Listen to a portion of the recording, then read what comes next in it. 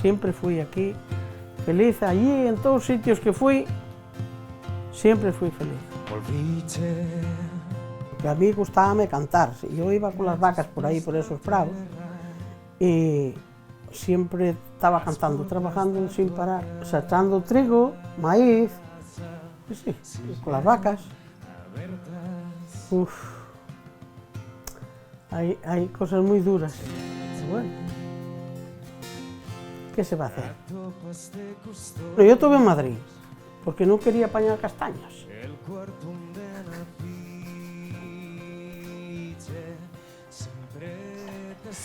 Te lo juro que es cierto.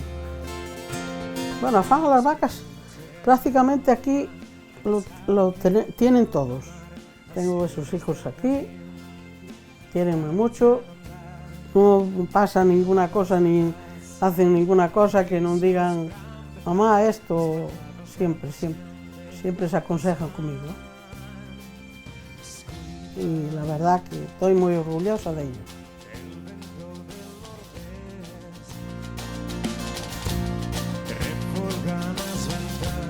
Esas vacas para mí son especiales. Número 1, tengo mucho apego con ellas. Hay que pensar siempre para adelante, no hay que mirar para atrás. Cuando podamos, vamos a hacer otra cuadra aquí por abajo, de más categoría que la que tenemos ahí. Ya veréis qué cuadra va a quedar ahí. Ya verás.